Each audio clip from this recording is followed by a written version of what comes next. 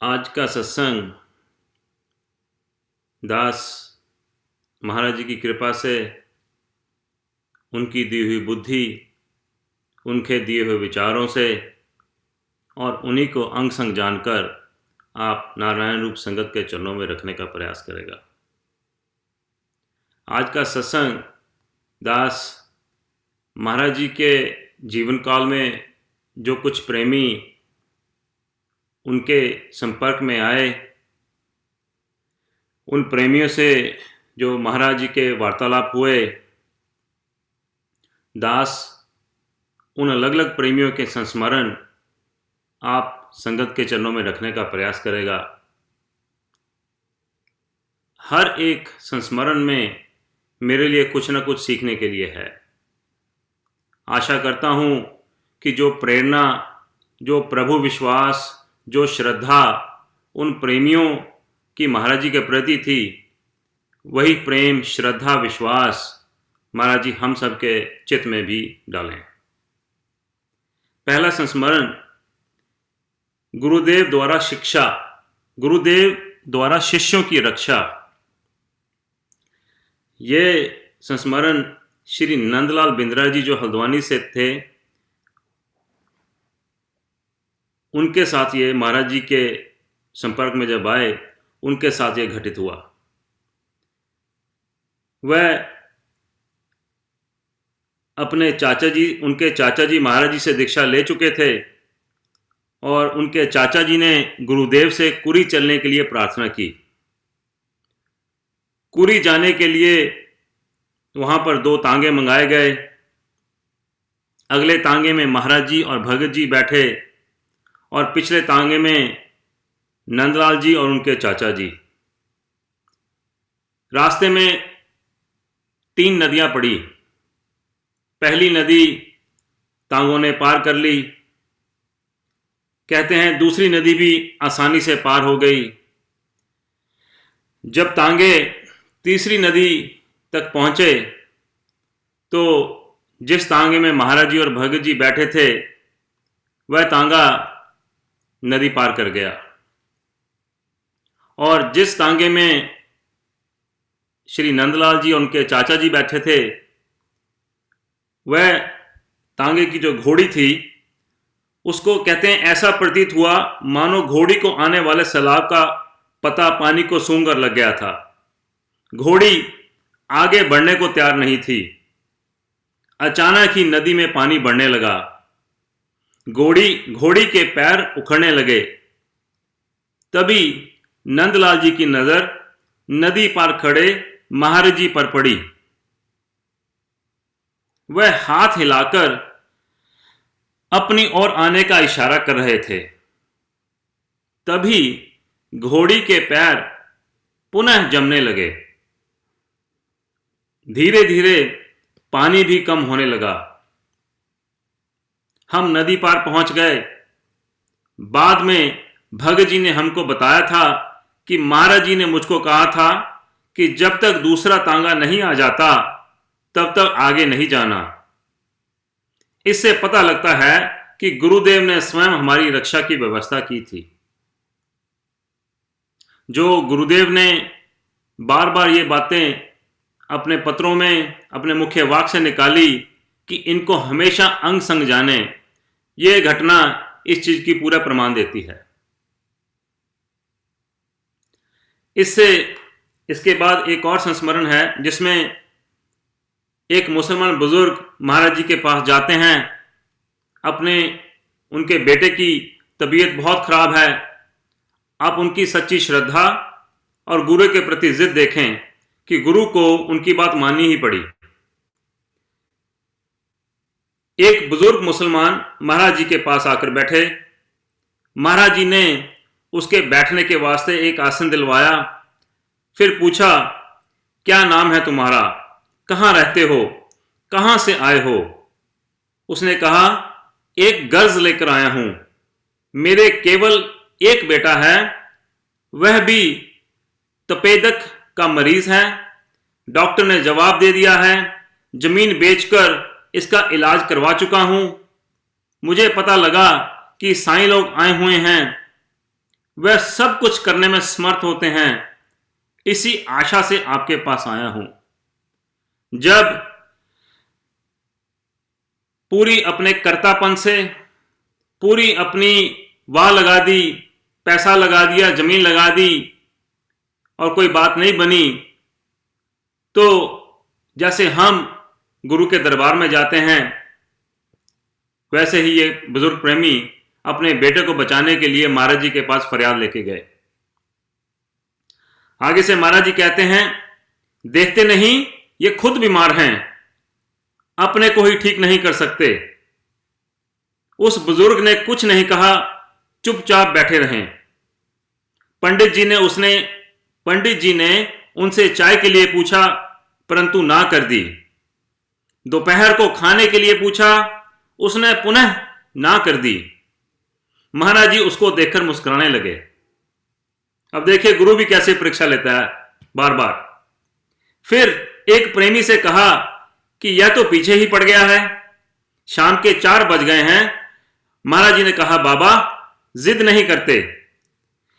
उसने कहा, मैं जिद कहां कर रहा हूं, मैंने तो दरबार में अर्जी दे दी है, बस मेहर का पात्र होने की प्रतीक्षा कर रहा हूं। देखिए किस भाव से, किस सच्ची श्रद्धा से वह गुरु के चरणों में गिरे। कहते हैं, मैं जिद कहां कर रहा हूं, मैंने तो दरबार में अर्जी दे दी है, बस मेहर का पात्र होने की प्रतीक्षा कर रहा हूं। गुरुदेव ने उसकी हट देखकर प्रेमियों से कहा, प्रेमियों सब मिलकर खुदा से इसके लिए दुआ करो। बाबा ने भी अपने हाथ ऊपर करके अपना कलमा पढ़ा, फिर दाढ़ी पर हाथ फेरकर उठकर चल दिया। फार्म के मालिक ने कहा, बाबा अब तो चाय पी लो। बाबा ने कहा, मैं तो माला माल हो गया। महाराज जी प्रेमियों से बोले, देखो ये कैसा जिद्दी है। फिर कहा, यह लोग कैसे विश्वासी हैं। अब इस छोटे से संस्मरण में मेरे लिए सीखने के लिए बहुत कुछ है कि मुझे अगर गुरु के चरणों में गिरना है तो मेरे ही चित्त में ऐसी सच्ची श्रद्धा, ऐसी पक्की जिद हो कि गुरु अपना फैसला बदल दे कि इसका मैंने निवारण करना ही करना है। आगे कहते हैं, 1 महीना बीत गया। महाराज जी रावलपिंडी पधारे। एक आड़त की दुकान, उसकी छत पर सत्संग होता था। एक दिन उसी गांव के पंडित जी का बेटा मेरी दुकान के सामने से गुजरा। मैंने उससे पूछा कि उस मुसलमान के बेटे का क्या हाल है। उसने कहा, वह तो हल चला रहा है, बिल्कुल स्वस्थ है। यह सुनकर मैं मन में सोचने लगा कि महाराज जी ने तो हमको बहका दिया, उसका काम भी कर दिया और हमको कुछ बताया भी नहीं। सब कुछ करके भी महाराज जी इस प्रकार संकोच करने लगे मानो कुछ भी ना किया हो। गुरुदेव की करामतें कभी कभी कृपा के रूप में पता लग जाती थी, परंतु उनका कहना था कि इन करामातों से मनुष्य की वास्तविक उन्नति नहीं हो पाती। आप सोचिए कितने ही दुख, कितनी ही तकलीफें गुरुदेव ने अपने शरीर पर, कितनी यातनाएं अपने शरीर पर सही। हम सब के सामने गुरुदेव का पूरा जीवन है। पता नहीं कौन से कर्मों का, पता नहीं कौन से जीवों का, कौन से शिष्यों का उन्होंने उनके शारीरिक कष्ट अपने शरीर के ऊपर सहे। इसका साक्षात प्रूफ महाराज जी के मुख से निकले हुए वाक। एक प्रेमी ने महाराज से प्रश्न पूछा, आपका जीवन इतना पवित्र है, तमाम उम्र में आपने तीव्र त्याग धारण कर रखा है और कड़ी तपस्या के द्वारा इस परम पद को प्राप्त किया है, फिर आपको इतना दुख क्यों हुआ। महाराज कहते हैं, कई जन्मों के कर्म के फल भोगने होते हैं। शायद किसी जन्म के कर्म का फल भोगना पड़ गया हो जिसे भोगना जरूरी हो। महापुरुष जो निर्वाण अवस्था को प्राप्त कर चुके होते हैं, वह अपना सब हिसाब बेबाक करके चोला छोड़ते हैं। स्वामी रामकृष्ण परमहंस को कंठमाला के रोग ने बहुत दुखी कर रखा था। स्वामी राम तीर्थ को संहरणी का रोग हो गया था वगैरह, लेकिन उन्होंने प्रभु के हुक्म को नहीं तोड़ा।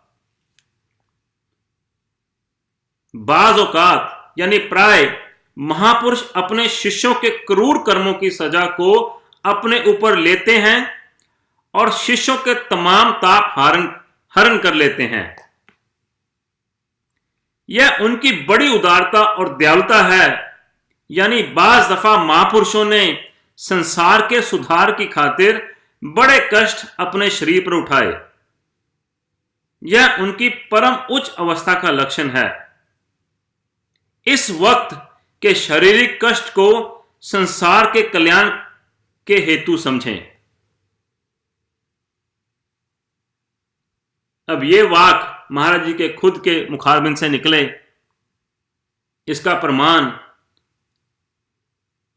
हम सब प्रेमियों को मिल गया कि गुरु अपने शिष्यों की किस प्रकार रक्षा करता है।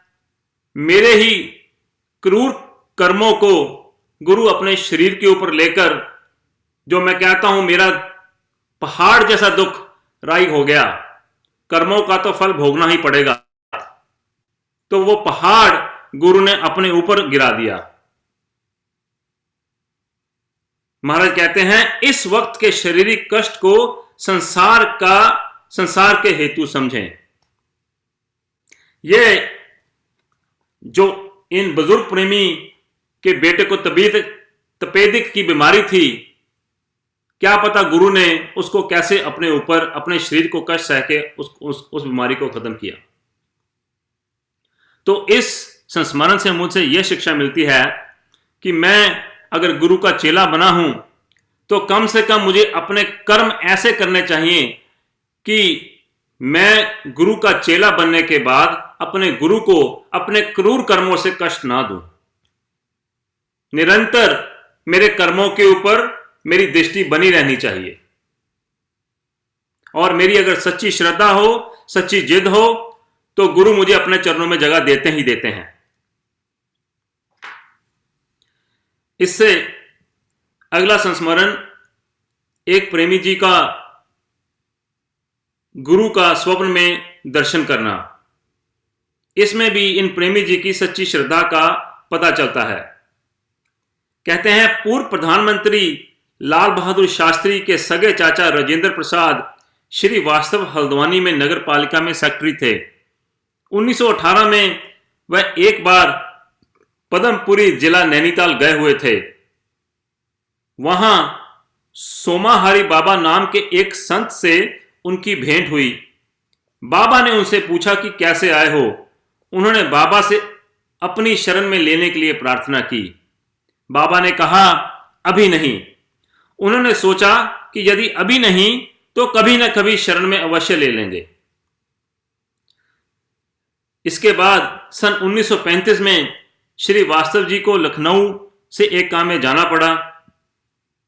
वहां रात्रि को स्वप्न में सोमाहारी बाबा खड़े हुए दिखाई पड़े। मन में सोचा कि अब नाम अवश्य देंगे। अचानक बाबा ने उंगली से उस एक व्यक्ति की ओर इशारा किया। उनकी ओर देखते ही वह व्यक्ति गायब हो गया। अब ध्यान दीजिए, ये पहली बार श्री वास्तव जी 1918 में नैनीताल में सोमाहारी बाबा से मिलने गए।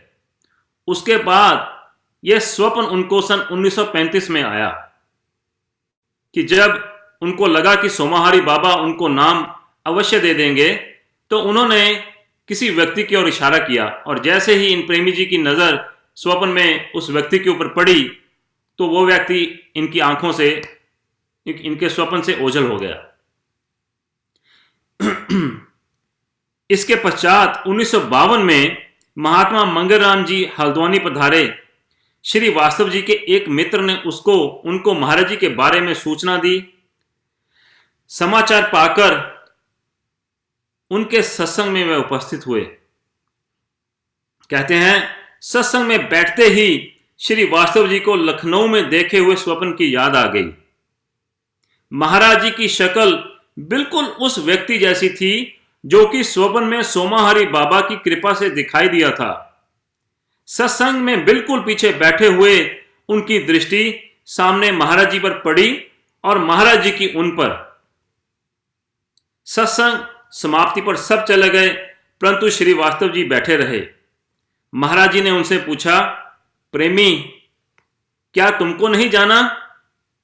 उन्होंने कहा, महाराज जी, आपके चरणों में एक प्रार्थना करनी है, कृपया अपनी शरण में मुझको ले लीजिए। परंतु मैं इस योग्य हूं भी या नहीं, यह मुझको नहीं पता। इतना सुनकर महाराज जी ने कहा, प्रेमी, तेरे लिए ही तो यहां आए हैं।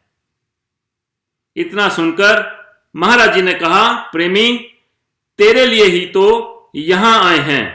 यह सुनकर उनके शरीर के रोम रोम में रोमांच हो गया।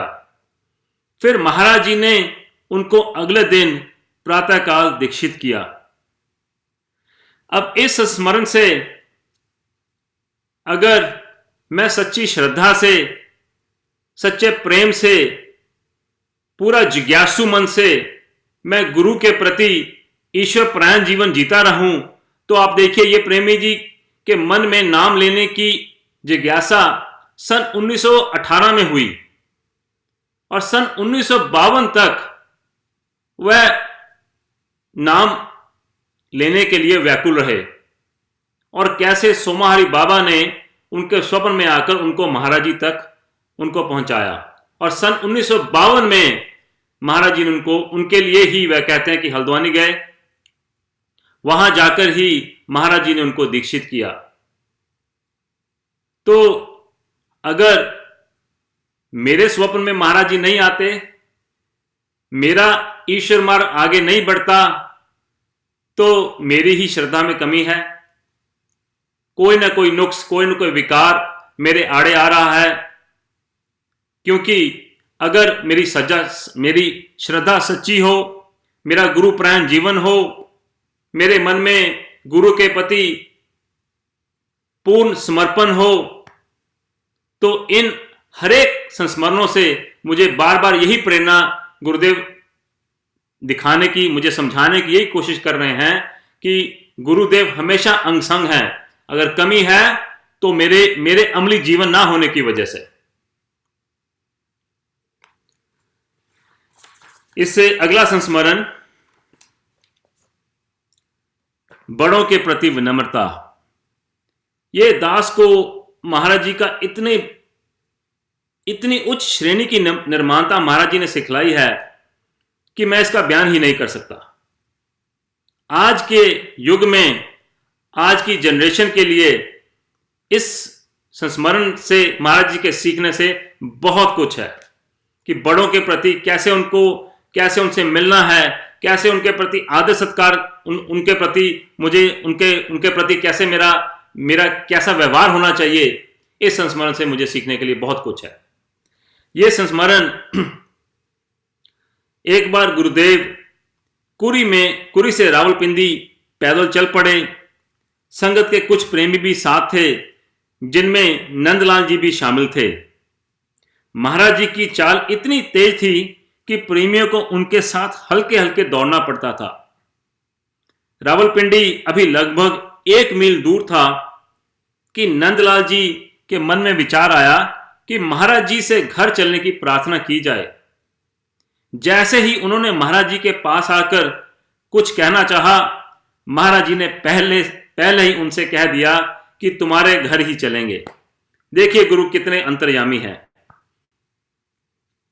यह सुनकर प्रेमी जी के मन में खुशी की लहर दौड़ गई। जल्दी से घर पहुंचकर एक कमरे में महाराज जी के लिए गद्दा और चादर बिछा दी। गुरुदेव ने गद्दा हटवाकर लोई बिछवाई और आसन पर विराजमान हुए।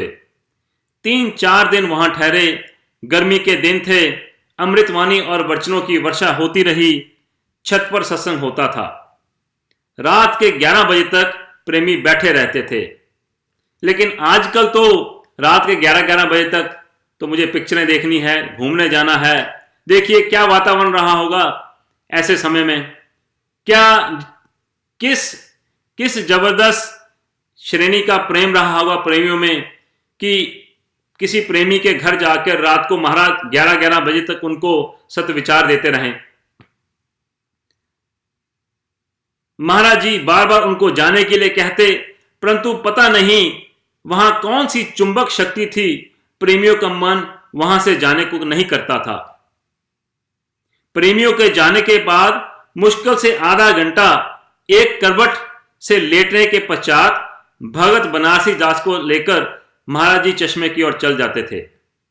यह कार्यक्रम लगभग जीवन भर इसी प्रकार रहा। प्रातः निश्चित समय पर अपने आसन पर पहुंच जाते। अब ये अगला पैराग्राफ ये बहुत ध्यान से सुनने पूर्वक है। उन्हीं दिनों एक दिन गुरुदेव के बड़े भाई पंडित ठाकुर दास जी दर्शन के लिए जब आए तो महाराज जी ने तुरंत उठकर बरामदे में जाकर बड़े भाई के चरण स्पर्श किए।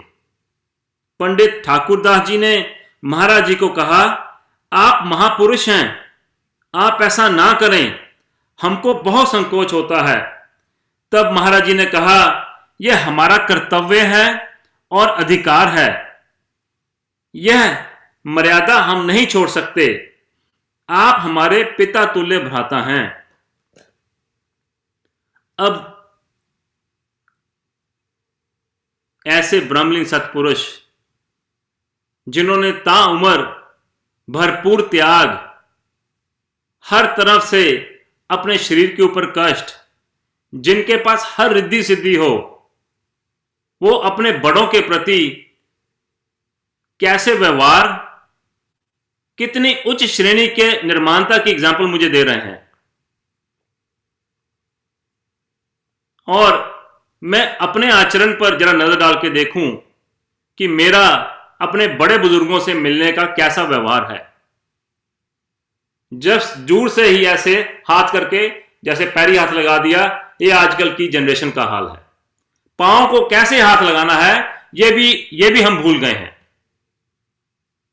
और यहां पर जिनकी मुट्ठी में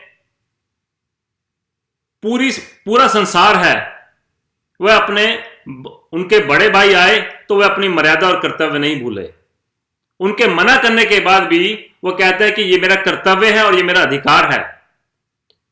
आजकल की जनरेशन को अपने राइट्स का तो पता है, अपने अधिकार का तो पता है कि मुझे ये चाहिए, मेरे पास ये होना चाहिए, लेकिन मेरे कर्तव्य क्या हैं ये मैं सिरे से भूल चुका हूं। सिर्फ मुझे लेने का पता है, मैंने देना क्या है इसका मुझे कोई इल्म नहीं। इसके बाद दूसरे दिन कल्लर से स्कूल के हेडमास्टर साहब, जहां महाराज जी ने 8वीं कक्षा तक विद्या ग्रहण की थी, आपके दर्शनों के लिए आ गए। उस समय भी इसी प्रकार का दृश्य देखने को मिला।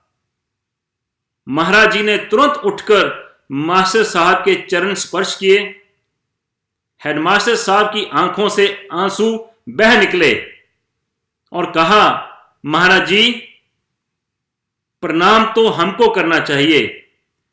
तब महाराज जी ने कहा, नम्रता और मर्यादा का पालन महापुरुषों के जीवन का लक्षण है। अब मैं इस निर्माणता को अपनी निर्माणता से जरा कंपैरिजन करके देख लूं कि मेरे प्रति, मेरे बड़े बुजुर्गों के प्रति मेरे मन में क्या निर्माणता है। महाराज कह रहे हैं, नम्रता और मर्यादा का पालन करना महापुरुषों के जीवन का लक्षण है। अगर इसका विपरीत मैं कहूं, जिसके मन में नम्रता और मर्यादा का पालन नहीं, वह उसको अगर राक्षस भी कहा जाए तो कम नहीं होगा। अगर निर्माणता और मर्यादा का पालन महापुरुष बना सकता है तो मेरे जीवन में अगर निर्माणता ना हो और मर्यादा ना हो तो वो मुझे राक्षस भी बना सकता है। कुछ समय शेष है। दास एक महाराज जी का समता ग्रंथ श्री समता विलास में से महाराज जी का एक वचन जो उनके इतने तपमय जीवन, हर एक इस संस्मरण में महाराज जी ने कहीं अपने गुरु की रक्षा की, कहीं किसी बड़ों के चरणों में उन्होंने चरण स्पर्श किया, कहीं किसी की बीमारी को हर लिया। इस कसौटी पर गुरुदेव गुरु होने की पूरी कसौटी पर खरे उतरते हैं। महाराज जी के उन्हीं के मुखारबिंद से ग्रंथ श्री समता विलास में एक लिखा हुआ वचन, शिष्य ने गुरु की कुर्बानी को देखकर ही कुर्बानी करनी है, गुरु की पवित्रता को देखकर ही पवित्रता प्राप्त करनी है, गुरु के वैराग्य, अनुराग और निधि ध्यास को देख करके ही शिष्य सर्वमय गुण को धारण करके अपने तमाम अवगुणों से छूट सकता है। जब गुरु औगनवादी और महज कथनी ही है तो शिष्य भी ऐसी ही गति को प्राप्त कर सकेगा। यह यथार्थ निर्णय समझना चाहिए कि गुरु की सत स्थिति से ही शिष्य निर्मल हो सकता है। अब यह विचार जो महाराज जी ने इस ग्रंथ में लिखा, ये विचार, ये जो हमने संस्मरण श्रवण किए, महाराज हर एक इस पैराग्राफ के लफ्ज के ऊपर खरे उतरते हैं। घूम फिर के उंगली मेरे ऊपर ही आती है कि मेरा क्या अमली जीवन है। मेरे पास ऐसे उच्च श्रेणी के गुरु, ऐसी उच्च श्रेणी की शिक्षा, एक से बढ़कर एक प्रेरणादायक प्रेमी मुझे प्रेरणा देने के लिए मेरे पास हैं। फिर अगर मेरा अमली जीवन नहीं बन पाता तो कमी सिर्फ और सिर्फ मेरे अमली जीवन पर ही है। इसके अगला एक और वचन महाराज जी का, जब कामिल सत्पुरुष की शिक्षा प्राप्त होवे तब बुद्धि गुरु के श्रेष्ठ गुणों को धारण करके सहज ही निर्मल भक्ति नाम चिंतन को प्राप्त हो जाती है। ये एक और प्रूफ मेरे ना अमली जीवन होने का। महाराज कहते हैं जब कामिल सत्पुरुष की शिक्षा प्राप्त होवे। क्या कामिल सत्पुरुष हैं महाराज? हम सब ने महाराज के संस्मरण सुन लिए। बिल्कुल महाराज अपने इस कसौटी पर खरे उतरते हैं। क्या महाराज की सच्ची शिक्षा मुझे प्राप्त है? बिल्कुल मेरे पास, बिल्कुल महाराज के लिखे हुए ग्रंथ मेरे पास प्राप्त हैं। आगे महाराज कहते हैं तब बुद्धि गुरु के श्रेष्ठ गुणों को धारण करके सहज ही निर्मल भक्ति नाम चिंतन को प्राप्त हो जाती है। लेकिन मेरी बुद्धि तो निर्मल भक्ति के नाम में को प्राप्त नहीं हो रही। तो मुझे आंकलन अपना करना है कि मेरी श्रद्धा, मेरा प्रेम, मेरा विश्वास, मेरी भक्ति कहां खड़ी है। गुरु ने अपनी तरफ से कोई कमी किसी तरह से नहीं छोड़ी। आशा करता हूं कि जो प्रभु का, जो महाराज से प्रेरणा, प्रभु विश्वास और जो भक्ति जागृत करने के संस्मरण पढ़कर इन प्रेमियों को महाराज से प्रेरणा मिली, ऐसी ही प्रेरणा दास महाराज हम सबके जीवन में, हम सबके चित्त में दें। इस विचार में अगर दास से कोई गलती हो गई हो तो नारायण रूप चरणों के संगत में हाथ जोड़ के क्षमा चाहता हूं। ओम ब्रह्म सत्यम सर्वदा।